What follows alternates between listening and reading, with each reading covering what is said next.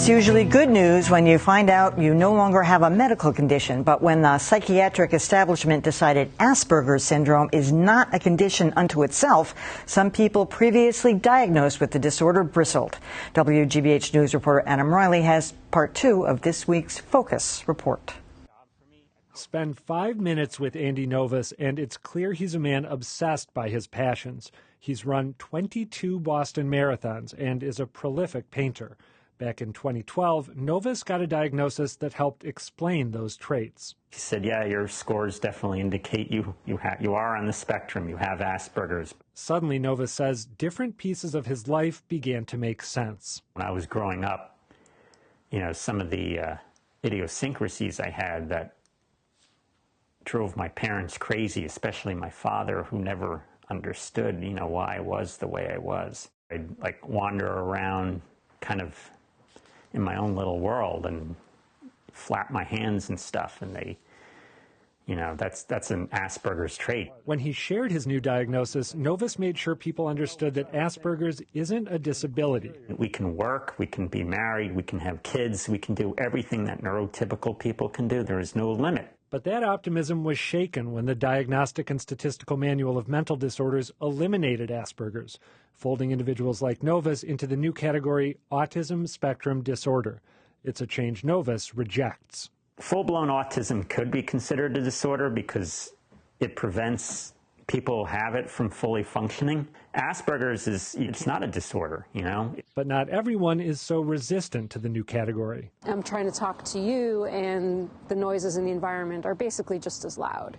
Now, being in a park, it's pretty easy to still focus, but if we were, say, in a restaurant, I pretty much would not be able to sustain the conversation. Karen Lean Boyd was diagnosed with Asperger's 5 years ago and says that diagnosis didn't capture her struggle with sensory overload. But autism spectrum disorder does. And Boyd adds, when people with Asperger's balk at being called autistic, there's a measure of elitism involved. I think that the high-functioning, low-functioning dichotomy is just a false one. I can dress myself, or I can use the bathroom, or I can speak. I think those are really problematic ableist ways of thinking about autism. But for people like Andy Novus, they've been a source of comfort. Now, as Novus strives to achieve goals like marriage and fatherhood, that dichotomy is gone. I feel like I'm being undercut or undermined, that my case is being weakened. The rug's being pulled out from under me. A testament to just how powerful the DSM really is. Andy Novus told me that he doesn't do well when expectations shift and situations become ambiguous. It makes him feel stressed out and anxious.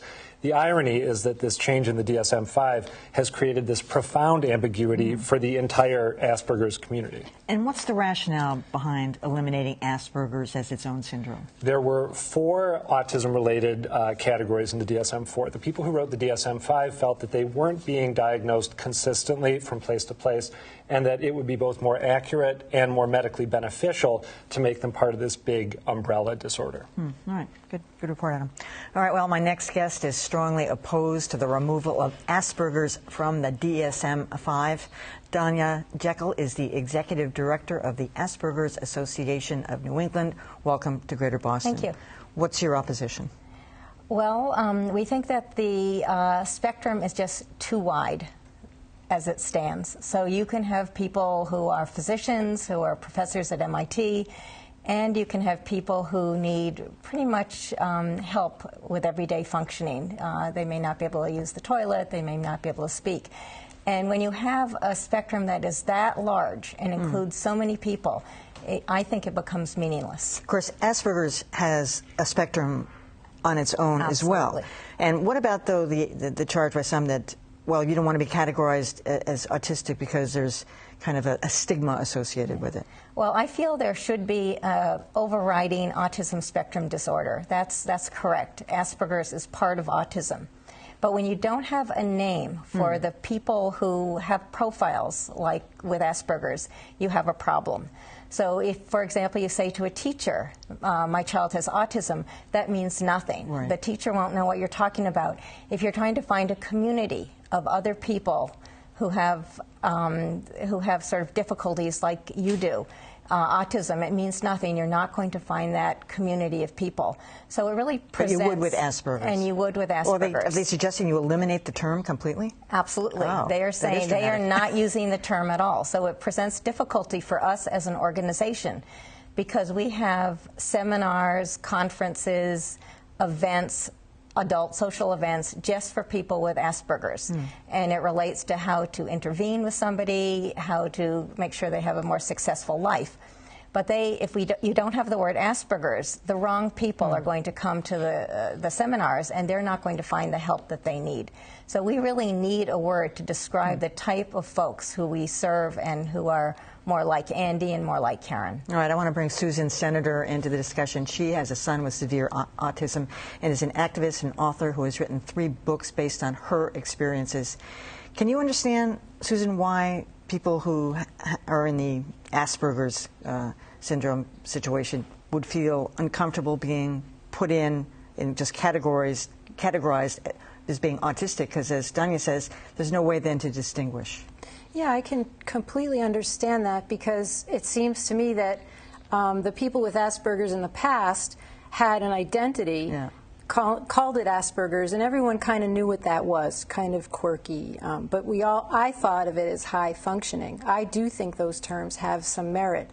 And then when you get to the point where someone's diagnosed with autism and they're like my son, who has a lot of trouble talking and has some behavioral issues and has to be with someone 24/7, it causes a lot of confusion with the family. What are you supposed to expect in terms of his future? What are you supposed to do for treatment? If this is autism and that is autism, doesn't it just kind of lose its meaning? But haven't you seen that in your own situation, that some other kids diagnosed with autism are on totally different spectrums from your son?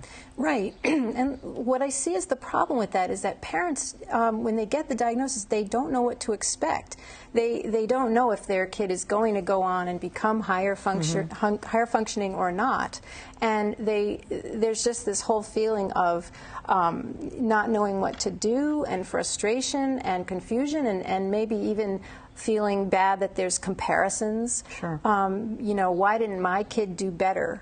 Why is my kid still not talking? And I think it's because there are different kinds of autism, and that's how it should be. Yeah, and that's why so you agree, in a sense, that Asperger's should be its own diagnosis. I definitely agree with that. I think the spectrum right now is too big and it's not helpful. Well, you all have been protesting this. What kind of response have you gotten from the DSM-5 group? I mean, what do they say? What is their rationale?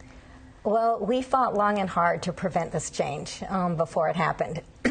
And I would have to say they didn't really listen to us, although a large percentage of the comments that were given to the DSM-5 committee were around autism and Asperger syndrome.